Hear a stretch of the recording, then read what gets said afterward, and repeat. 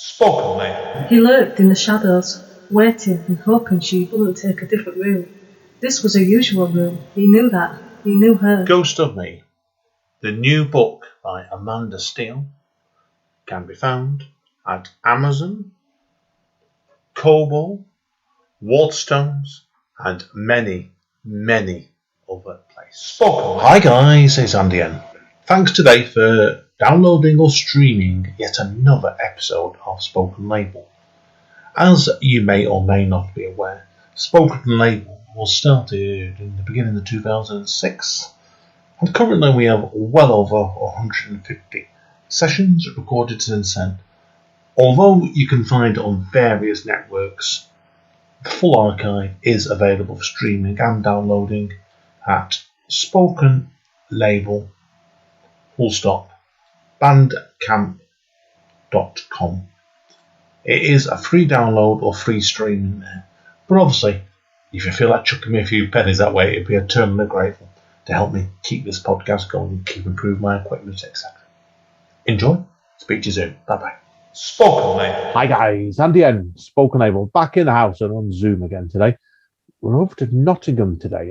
I've got a young gentlewoman who I met at a Nottingham night in Zoom relatively recently. I love Nottingham. It's a beautiful city. Not been up there for a few years now. So Chris Oliver, who is with me today, I'm going to be asking him lots of questions like what was Nottingham like before lockdown. So we'll come on to that later, Chris, because I've got a lot of time for your city.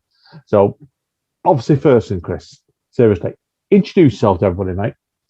Tell them obviously where you're originally from. I think it's Nottingham. You said it, wasn't it? So, Then we'll look at, tell everybody about what led you to poetry then, and take it from there. Okay, yeah. So my name's Chris Oliver. I'm Nottingham born and bred. Lived in Nottingham all my life. So in terms of poetry, actually used to love writing poetry when I was at school.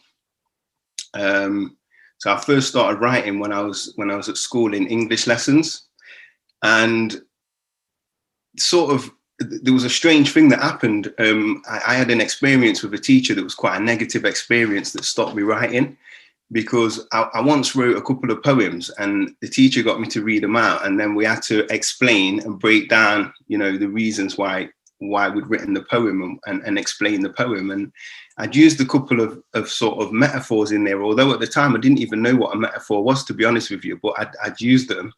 And I was trying to explain to this teacher, the references that I was using in the poem, and he didn't get it. And it sort of rubbished my poem a little bit and broke my confidence a little bit. And then after that, I stopped writing for years. So, that's something that kind of sticks out in my mind, but I did stop writing for many years. When I got a bit older, I started writing again. But I used to just sort of write. It was like a way of release, because, as many men know, a lot of men don't really talk about their feelings and stuff like that. So I had a lot going on inside. I've been through quite a lot of different, a lot of different experiences, and writing was my way of releasing that. But I was just writing, and then I'd probably just store it up for a while, and then get rid of it all, and then I'd start the process again, writing, store it up for a while, get rid of it all. And I went through that process for quite a number of years. And then eventually I started sharing some of my work with, just some of my close family members. And one of my uncles that passed away a few years ago, he was big into writing, and he used to write poetry and stuff. So I was sharing a bit with him, and kind of they were saying to me, you need to share your work with people. You've got a message there. And I was like, I was actually petrified of public speaking, scared to get up on the stage. I was petrified even when I was sharing it with them, but just because they were close people, I felt I could do that. So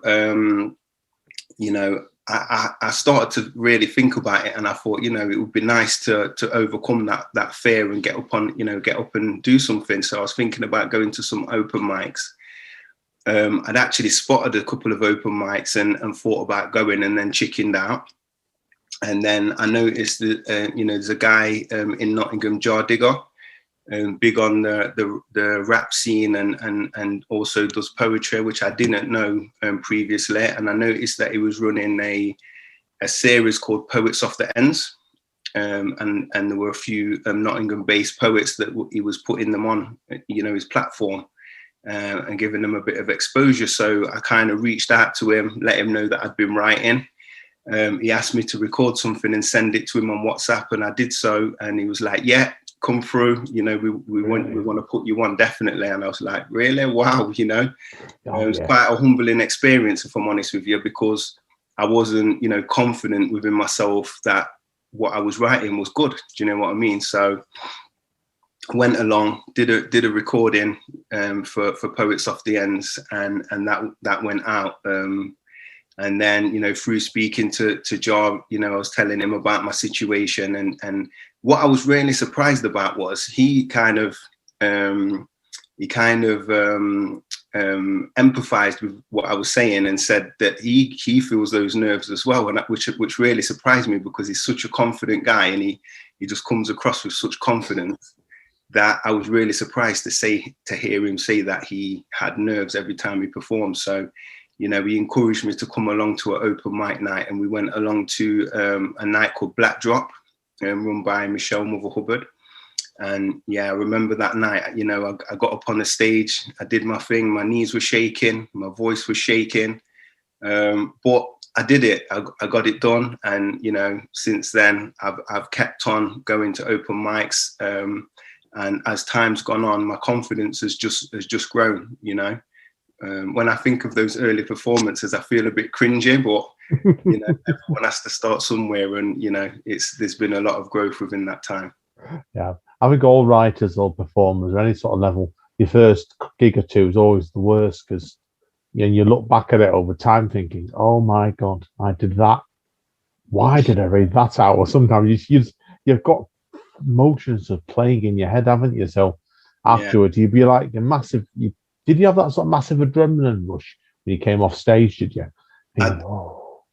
I did, yeah, I did. I was sort of buzzing for like another hour after I performed when I came off the stage. But it was a good feeling. But then also I kind of thought, what did I just say? How did I come across? Was that? Do you know what I mean? I had all these questions like flowing around in my mind, but I was still happy that I'd done it. Yeah, no, completely, mate. I think you do like it's. I think when you've got the first couple out of the way, then your world's your oyster if you're going to persevere with it. Because I'm sure you would have seen, like, over time, like I have. Like, I've seen people come along, read once, and you never see them again. Yeah, definitely. Like, I think if you really want it, you'll carry on and on and on. That's what you've clearly done. I said so. Have you found then, obviously, has your actual writing style changed then? The more accustomed you've got to performing, do you reckon? It most definitely has, yeah. I think, if I'm honest, the first couple of things that I wrote, I wasn't even sure if they were poetry. They had sort of quite a strange flow to them.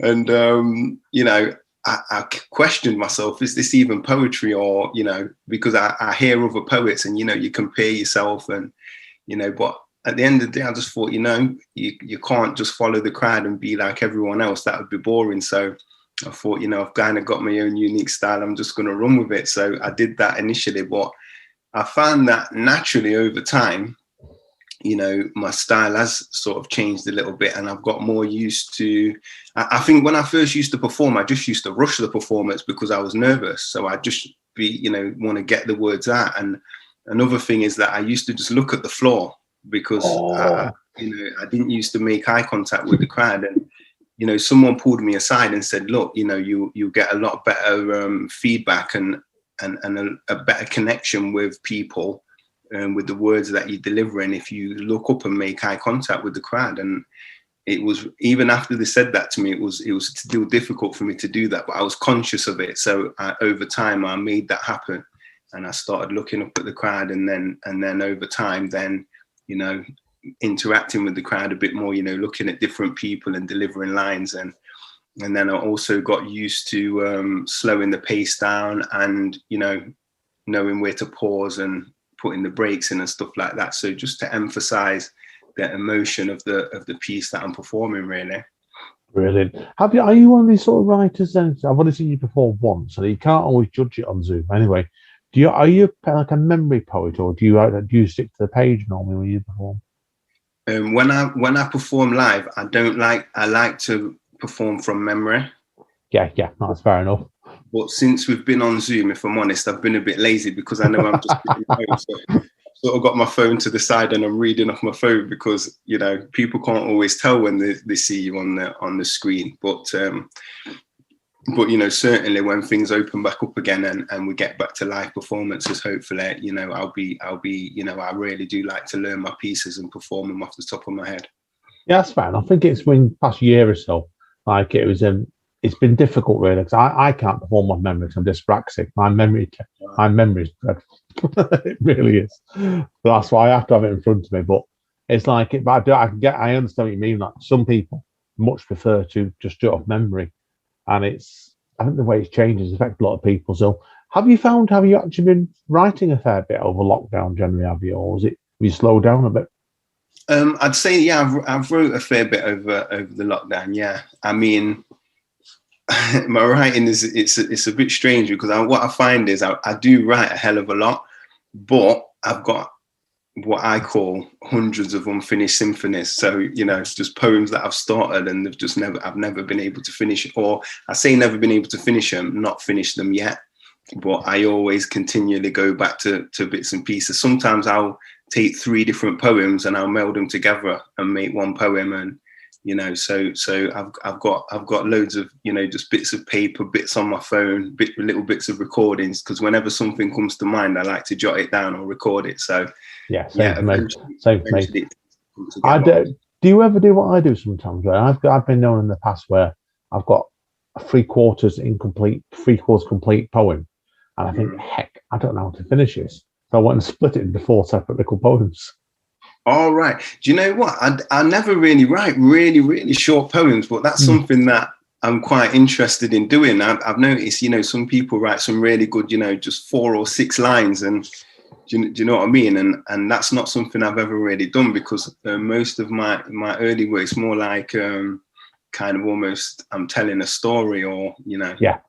And that's fair play. It's, I think over lockdown for me, I've tried to learn different forms, and I'm not very bit of form man previously, but I know I've been writing absolute loads of haikus and tankers and all kinds of little things, and they're just as hard to write as a longer piece in some ways, you know, because you're trying to strip it down that much.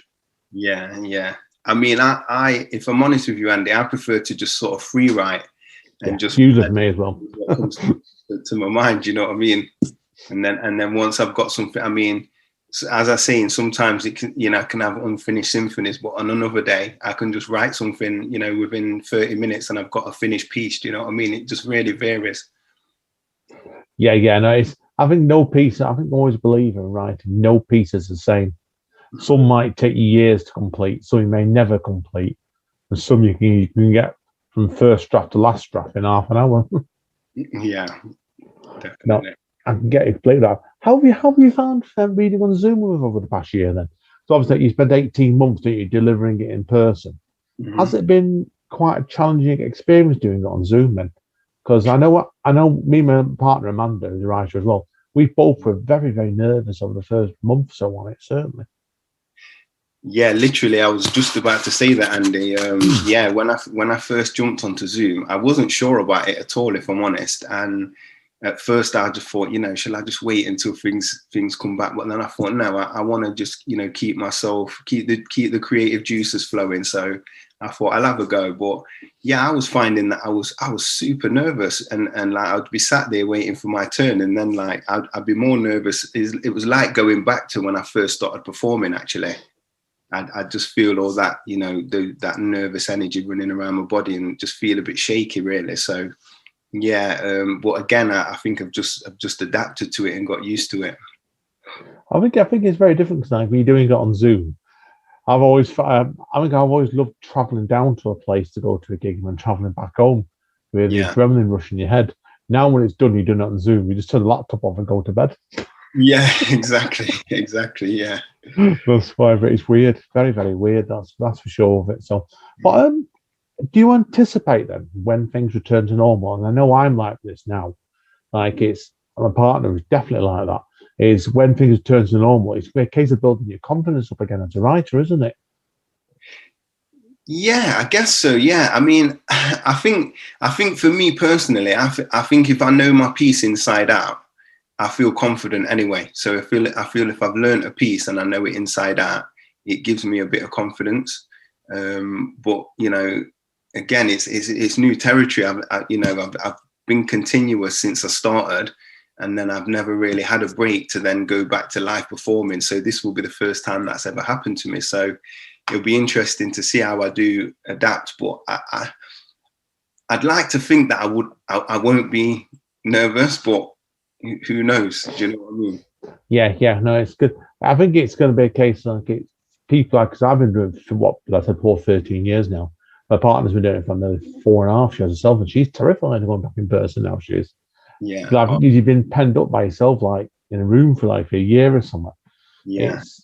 It's going to be weird because it'd be interesting to see as well. I don't know what Nottingham's like, but Manchester certainly. There's quite a few nights I know that are regular nights that aren't coming back. Right. Okay. So it'd be interesting to see what night. There'll be some other nights coming to take the places. But it's just trying to work out, see the lay of the land, basically, isn't it? I suppose. Yeah. Yeah. Of course. Yeah. Yeah. That's why. So, do you have any sort of plans? Well, we'll look at that. They said if things come back to normal in the next month or two, have you got any plans of where you'd like to your writing to go next or anything? I think not really. I think I just kind of like to go with the flow. I mean, a lot of the early stuff that I used to write, you know, a lot of it was getting at emotion. So some of it, you know, might be a bit angry or a bit emotional and stuff. But I feel like I write a lot about my personal experiences. I write a lot about things that I've been through, things that I observe. And more recently, I write, you know, about kind of my personal growth. So I feel like my poetry's become a bit more positive in a way as I've become more positive as a person, if that makes sense. So, you know, and I feel that it's still good to tackle issues and still good to, you know, highlight things that are going on in the world. But I think it's also important to, you know, to bring some positivity and some, you know, and some love to the world, if I'm honest. You know what I mean?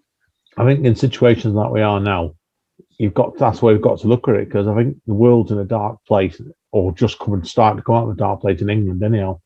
But like I said, it's if you go along to all the grimness and the more bleakness, it is going to end up depressing yourself as well as everybody else. So I think there's a fine line. Well, no, good luck to you, mate. Definitely with it. So, right, well, that's pretty well covered everything I want to ask you today, Chris. So, to wrap up then, so if people want to find out more about you, where are they best going?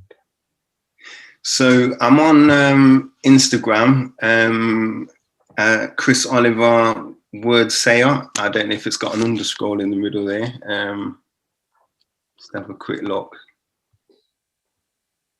Let's have a look then. I'll go into Instagram. Let's see. Look, the power of technology now. We're going to both have a look at Instagram now while we're talking to everybody. Yes, it's Chris Oliver underscore Word Sayer. And then I'm also on Facebook. So I've got my personal page on Facebook, Chris Oliver, and then I've got the poetry page, Chris Oliver, spoken word artist. So yeah, that's where people can find me at the moment, Andy. Brilliant. Yeah, got them both down there. That's great then. Okie dokie then. That's been the case then, Chris. We're going to pause the recording now, everybody, and let Chris get a bit composed, catch his breath, and we're back in 2 minutes, and we'll get Chris to do a few pieces for us. If that's all right, mate? Yeah, perfect, mate. Brilliant. Right, okie dokie. We'll see you all in a minute, guys. Spoken, mate. Hi, guys. Okie dokie. Straight over Chris. He's got a nice little set lines up for us now, mate. Over to you, buddy. Cheers, Andy. So my first piece that I'm going to do, Andy, is called Keeping It Simple. And whenever I perform this piece, I always dedicate it to my mum. So I'm going to jump straight in. When I look around me, I see So many fathers on their grind. I see them putting in time like they're seasoning food. And I don't mean to sound rude, but I get confused. I get the blues. I'm sending out booze to those absent fathers. You know, the ones who'd rather be chasing skirts than putting in work to nurture the seeds that they planted. They've got the blessing of life, yet they take it for granted. It's like they've been implanted with a false sense of their own identity. And I'll tell you for certain that's not how it's meant to be. But if you're open to reason, we'll get there eventually. Because I'm essentially just painting a picture with words, like how nature paints a picture in the sky with the birds. I am a mother's son. So when I shine brightly, I project the sun's rays my mum's way. My mum has me beaming. And I saw how she battled with numerous demons. And even though her heart was bleeding when Pops was cheating, she never stopped believing. She stayed up late while we were sleeping, had to buy herself meeting so she could pray to the Most High for healing. She could hold down a beating and still maintain the washing, cooking and cleaning of everything in the yard all sparkle and gleaming. And although her eyes were often streaming, she tried to hide the tears from our eyes to protect our feelings. So the first point I'm making is, if she's still around, then value your mother. Swing by tomorrow and tell her you love her. It's that simple. And the next point I'm making is this. If you didn't have a mother, you wouldn't exist. So that alone should make you know that a mother is priceless. So my question is, should a female that you have a child with be priced less, subjected to levels of high stress? I mean, let's keep it real. She should never be above your mother, because although she could be your friend, your lover, or even your wife, she never gave you life. But yet the life force that was formulated when you exchanged those sacred energies created joyful memories in the throes of passion, or maybe just lust and meaningless action. I don't know. I weren't there. And I don't really care, but with children involved, take care of them. And even if you go your separate ways, cast your mind to a time we call back in the days when you were young, and treat her how you would have wanted someone to treat your mom. So the fruits of your seeds can grow with strong roots and strong foundations, and stay standing firm through any trials and tribulations. Show guidance and patience, and instill them with the knowledge of the ancients, and fulfill your role. Help turn boys to men before they come to the end of the road. Help girls become women who instinctively know how to spot a genuine, consistent man in real time. Anything less is a real crime. Real men come forth with a real spine or fall back. Step up to the plate or fall flat and face that drama. Accept your karma and burn in hot lava. Or just do your best and be a good father. It's that simple. Fantastic. Brilliant. Great start, that, Chris. Got a really good message in your piece. I know I've heard them straight away. That's a really good choice to start off with, that, mate, straight away. Thank you. Okay, whenever you're ready, mate. On to number 2. Okay, so my next piece, this is called The Calm Before the Storm, and it's just a bit of an insight into a bit of my struggle, some of the struggles that I've been through in terms of, so I've got a bit of a mental health theme. So the calm before the storm. The calm before the storm. Those last moments of blissful sleep, when I'm dreaming of returning to the east to live a simple life. It's like being in tune with the rhythm of nature creates a natural high. Drinking fresh coconut water and picking the juiciest, ripest, tropical fruit straight from the trees until suddenly I awaken. Then my world comes crashing down around me as the stark reality grounds me and fills my head with dread. It locks in. I pull the sheets up over my head. My eyes are still red from last night's medication. My thoughts are too rushed. I think I need a meditation. It's fast becoming a nightmare. And I don't mean pajamas, but it's been the type of night where I've been on a journey internally. But then the morning jolts me back into the matrix. back into the place which expects so much yet gives back so little. And I'm not even close to solving this riddle. It's like when rain starts to drizzle, then it pours. Some days I just want to return to the source, but that voice in my head says it's not your time to leave this place. So you best get out of bed and join in this race with the rest of the rats. I know I'm not really feeling up to that, but my choices are not plenty, because the bills will still need to be paid when the bank account's empty. Anxiety creeps in. It's like I'm trapped inside a living hell, like a Groundhog Day. I'm slipping, I'm falling, I've got to get up like DMX, but in a groundhog way. I know what I need to do, and so I drag myself to the shower and beg the Most High for the power to keep on keeping on. Keep on singing my song like that old school Christina Aguilera joint that got me through a couple of bad breakups. So sometimes when I wake up, I play it over in my head. When I don't really want to face this world, when I just want to curl up and hide, pass myself a Dutch up on the left-hand side and return to my dream state. Now my legs feel weak and my head's spinning.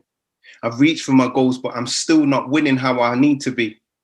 I'm still not free when I feel to be. I mean, how do I explain something I don't fully understand myself?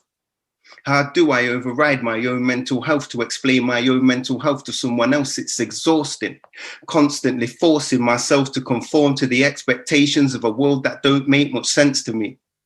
I know that I'll leave this place eventually. I wonder if this world will even remember me when I return to that blissful sleep and go so deep that I remain there for eternity. Brilliant, brilliant. And again, that, Chris, very, very insightful. That, I've got to say, I love the musical youth reference that came up halfway through that piece as well. Yeah, I do like that one. Oh, yeah. Yeah, well, we're of the age, me and you, where we can say we can actually remember them coming at the time. That's why. I mean, yeah. No, very, very powerful, mate. Excellent, mate. So, Thank you. I'll let you, whenever you're ready for number 3, go for it, mate. Okay, so this one, I wrote this during the lockdown, and it's called Smoke and Mirrors. Recently, I started paying more attention to the dynamics within society. And there's a truth within a truth and a lie within a lie, and I don't know why I didn't see it sooner. Maybe those childhood vaccines and booster jabs unbalanced the harmony within my natural pharmacy. Maybe it was karma, me, getting payback for something I did way back, because when you earn, you have to pay tax. I noticed that the whole construct of the world we live in is built on lies disguised by smoke and mirrors. And as I unraveled more clues, the numbers grew. And so I started to fixate like 2468, this must be a mistake. But it wasn't. It was a piss take. I realized that slavery was never actually abolished. They just modernized it and hid it in plain sight, to the point that some don't even know it exists. It's that polished. They create divides and providers with entertainment to distract us. They cover all angles like protractors. They've trapped us with Love Islands and X Factors. They subtly feed racial tension, but what they always fail to mention is they care not for anyone outside of their exclusive circle of 1%ers. They don't value lives, because if they did, we'd all thrive instead of just survive on the wrong side of the class divide. So now most of us are pacified and classified into stereotypes, going back and forth like window wipes, expressing our daily gripes, but never actually making changes. Too busy making change. It really is a crying shame. So please tell me, what's the answer? They've even made it illegal to say you cure cancer, because then there's a chance that people might wake up and smell the shit-flavored coffee, which would probably lead to Big Pharma getting its karma. Is it silly of me to dream of being free like in 1963 when a young Martin Luther King spoke to the people? 57 years on and we're still not equal. It's like another bad sequel. But he had a dream and we are the people, so we need to question and ask. Like with the science of the mask, it's interesting. We breathe out carbon dioxide, which is waste, and have a perfect exchange with the plants and trees who breathe in our waste and replace it with oxygen. It's not rocket science. If you don't get enough oxygen, your immune system will be compromised, and therefore you could be the first to die if the virus is real. I'm just stating how I feel based on the research I've done since my rebirth. So now I meditate daily to cut down the reverb so I can get set with what I deserve. I've made my point, so I'll just leave you with these words. Free birds have no borders, and the only order they follow is the law of nature, which by default is the law of the Most High Creator. Excellent. Again, really strong set this today, Chris. Again, really. You've got a calmness in your reading to the style, I've noticed straight away with it. And it's very rich, I think. That's beautiful work, mate. Very good stuff, mate. So Thank you. Okay. So I've just got two more quick ones. These are a bit shorter, so go for it.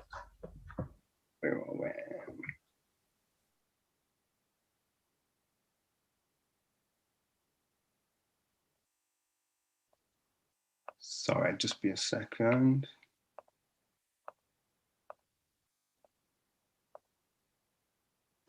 Typical, disappeared. Here we go, got it, right. So this one's called Mount Sinai. I woke up early this morning and saw the sun was smiling. I smiled back and stretched my arms out towards the skyline. I felt tall and strong like Mount Sinai. I thought, this is a sign I need to smile more and frown less. I started counting all the ways in which I'm blessed, inhaled deeply into my chest and treasured my ability to draw breath.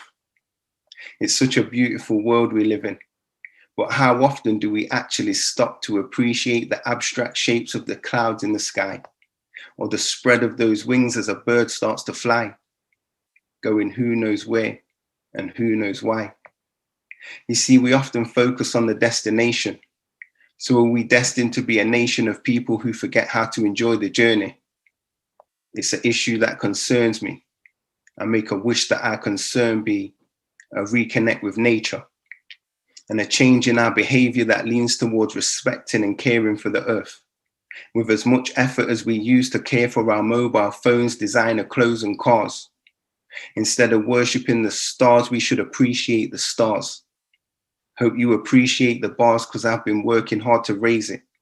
I've traveled all the way to Mars and I don't even own a spaceship. I'm truly grateful for the basics and I know we're going to make it.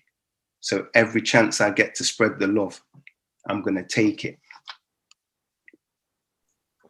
Wow, that is a bit short to that one, Chris. I see what you mean there. So yeah, I've been trying to work on, changing the kind of the lengths of my pieces. Yeah. How have you found that then so far? Has it been quite a challenge for you, has it? Because and what I know of you, your work is obviously a bit usually a bit longer, isn't it? So has it been quite difficult that trying to write a bit shorter than? Yeah. Not really, no, because I think before I used to feel like I had to write a lot. And I wasn't really, because I wasn't really familiar with the poetry circuit, I didn't realize that short pieces were okay. So I used to spend ages trying to write loads, and then I was actually quite a relief to actually realize you can write a short one. And do you know what I mean? Yeah, no, it takes the pressure off you sometimes straight away. I'm always a believer. Sometimes less is more. Sometimes anyway. So. Not always a bad thing to definitely, and I think sometimes you don't want to lose the audience. Do you know what I mean? You want to get your point across. Yeah, I think it's good to be varied anyway. So yeah, brilliant. Okay, we're on to the big finale now, aren't we? Yeah. So this is my last piece. So this is something I wrote quite recently, actually. So I was having a few reflections, but it's called "Writing History." Shards of hope dance around my deepest desires. The fire within my belly compels me to reach out and welcome them into my grasp. My heart beats so fast, my past continues to haunt me. The future continues to daunt me, and the weakness of my flesh allows me to bleed with ease, and so I freeze. Afraid to just be in that moment. Aware that my real opponent lies within the confines of my own skin. Telling lies to my mind's eye, making mountains out of molehills and mowing down my dreams like roadkill. I hold still. My pen transfers the pain onto paper. The words seem harsh like henny no chaser, better pace myself on a bay top shelf. Need to cleanse my cells for my mental health. And place myself in a space which allows me to go back to basics and stay rich on the premise that health is wealth. The realization's like a weight lifted, but my soul is still twisted. This is just the beginning. My head's still spinning, but I know that I'm winning, and I feel blessed. Cause I avoided that coughing, now I'm coughing some shit up off my chest. How ironic. Now I feel bionic like the $1 Million Man. I post my words up on the gram, but I care less if people like it. It's great if they do, but that's not why I write it. It's like, this is the only way I can release and let go. I find inner peace when I let flow. Wish I'd known from the get-go. But I am the sum of my life experience. There's only one me, and my seeds are my variants, and so the cycle of my bloodline continues through the ages. And the pain still flows through my pen onto pages, but it no longer cripples me. And my little me as well. They get to see a different me. And I get to rewrite the rest of my history. Fantastic again, yeah. I like the ending like you there. It brings the piece full circle, and I think it's a good way of finishing your little set off today, Chris, on that one, actually, because I think when you do history piece, sometimes you're rewriting history. It's almost like you're looking forward to the future, really, isn't it? Yeah. So tremendous stuff today. There's been a really good session out today. So, Chris, I want to thank you today for today, mate. It's been a pleasure chatting to you, mate. So, yeah, no, thank you, Andy, for having me. I've really enjoyed it. Me too, as well. So, all right, guys and girls, as Doug Callis says over at Impact, stay safe and stay over, and we'll see you all soon. Take care. Spoken, mate.